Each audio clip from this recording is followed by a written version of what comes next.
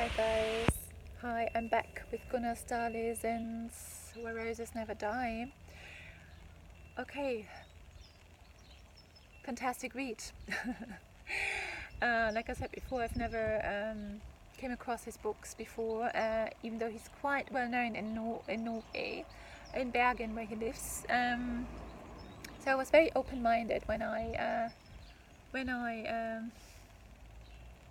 smoothly sailed into the story. It's a very slow pace, which I really like. It always feels to me like, traveling by car. I'm exploring different countries and I can stop wherever I want because it's so slow, right? Rather than jumping on the plane and being there really quickly, which is, quite necessary sometimes, but, if I can avoid it, I will. So we get to know the main character. He's a private investigator called Vargvum, the wolf, and he's a bit of a fuck up. Well, he wasn't. A few years ago he was with the police force, and I think he was married and something happened to, I think, his wife, if I'm correct, and he's traumatized by that. So the story, the whole book really plays with psychology a lot, which I thought was very well executed. The author really going deep with the human psyche, exploring, the different human shades with his main character as well. He really likes his aquavit, and but there's hope. He gets a knock on his door, and a woman gives him a job, which he takes on because he doesn't have a choice really. But it's an interesting journey he's on. It's the disappearance of Mette, a 3-year-old little girl that just vanished 25 years earlier.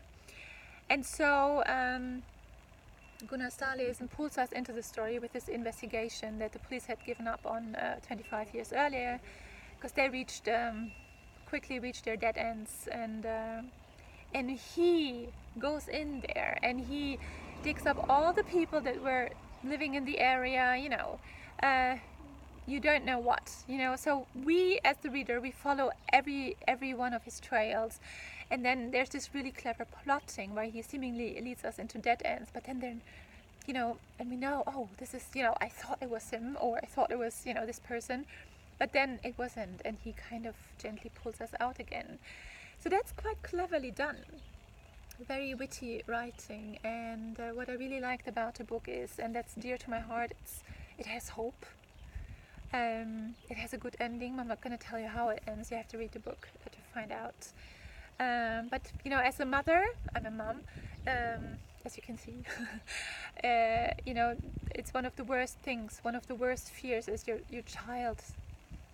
Somebody takes your child, and so that really spoke to me. It really stuck with me, the thought of it, not for the first time. So he explored that with the characters quite well. I thought there are some moments in the middle of the book where you think, oh, those are a lot of suspects, and you have to sometimes maybe get a little bit mixed up with the different names. But at some point you get a hang of it because you hear them a lot. So I'm going to join the Joe Nesbo and Ian Rankin Club and say it's a fabulous read. I'll show the cover again. It's a cracker, definitely a cracker. If you haven't read him, well, now I'm really lucky because I can now read all of his books. I think that as an author myself, I'm always super interested in all the madness that goes on in other authors' heads. Fantastic, really good book, highly recommended. Thank you, Orenda.